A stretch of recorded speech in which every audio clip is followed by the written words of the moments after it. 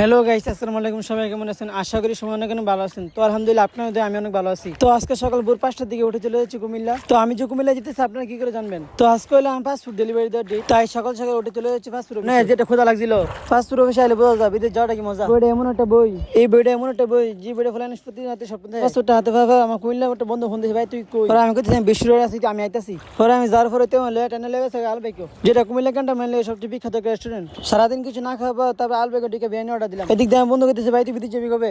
পরে আমি কইতেছি, আরে আগে খায়ালো পরে বিদেশ চিন্তা করিস। পরে তো কইতেছে, কি দিল এটা? আমি কইতেছি, বুঝ দিবো আলবেকে সেই বিখ্যাত বিরিয়ানি। তো খাওয়া দাওয়ার পর দুইজন লেগে দিল লাচি রয়ে এলাম। পরে আমি লাচি হ্যাঁ কইতেছি, লাচি দিল না অমৃত দিল। তো যারা আমার পেজটা এখন ফলো করেন না, সবাই ফলো করে দিয়ে খাওয়া দাওয়া শেষ করে চলে যাবো ঘুম দিতে। এটা কুমিল্লা জেলার সবচেয়ে বড় একটা মার্কেট। আলবেকে বেড়ানো করে যেটা গরম ছিল এতক্ষণ এসে তুলে আসছিলাম বাড়ি পরে মনে হয়েছে শিলিগুড়ি থেকে আগুন ধরা দিছে। পরে আমার বন্ধু মানে দাঁড়া করে গেছে আর যেটা গরম আসছিল, আর এই গরম সহ্য না করতে পারে আমি গাড়ি লেগে যেতেছি কোম্পানি। আর এই যে দেবপুর গ্রাম অনেক অস্থির। তারপর চলে আসলাম করিবাড়ি। তারপর করিবাড়ি দেখি মেঘনা ম্যাচ। তো সবাই ভালো থাকুন, সুস্থ থাকুন, আল্লাহ হাফেজ।